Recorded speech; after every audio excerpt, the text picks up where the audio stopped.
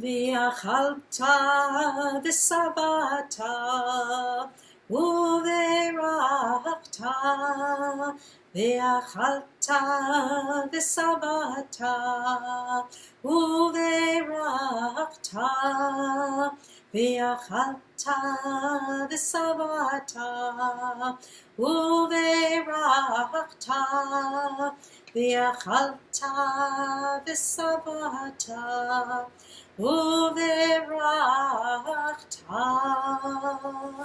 Shalom and welcome. Have you ever been in a position where you had to buy a gift for the person who seems to have everything? We rack our brains trying to come up with something unique, something that person would love but perhaps wouldn't buy for him or herself. Gift cards are always a possibility, but having been on both ends, the receiving and the giving, I'm not always sure that I want to have to go choose my own gift. Now this week's Torah reading, Akev, has a possible solution in the words that I was just singing, offering a blessing as a gift. Now you might be wondering how.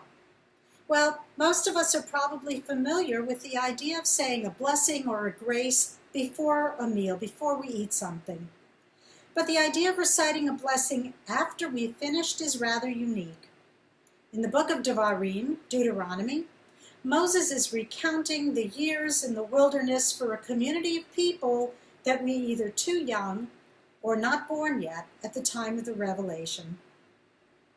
Here, along with a reminder of the circuitous path that they had taken to get to the promised land since leaving Egypt, Moses tells them of the good things that will happen if they follow God's commandments. Of course, there will be consequences for not following them, but that's a discussion for another time. Moses tells the Israelites that God will bring them to a land of streams and springs and fountains, a land of wheat, barley, grapes, figs and pomegranates, olive trees, and honey. A land where they can eat to their heart's content.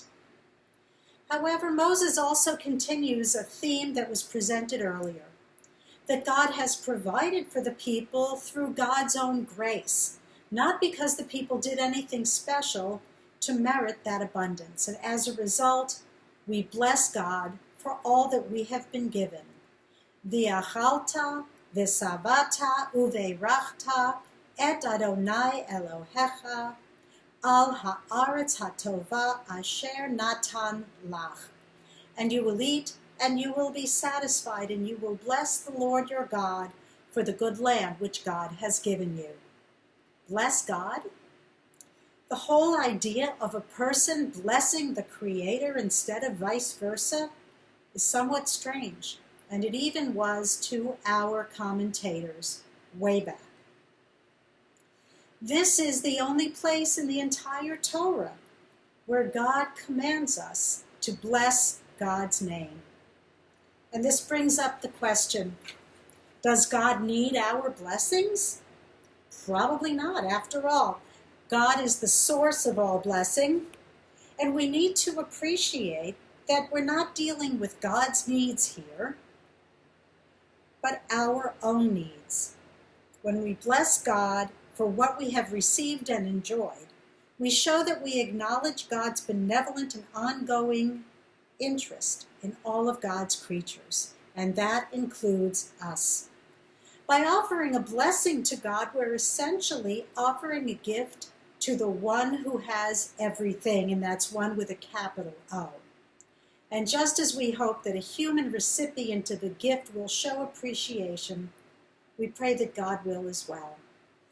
We're in the second week of comfort, of consolation, leading up to the holiday of Rosh Hashanah, and I wish you a Shabbat Shalom.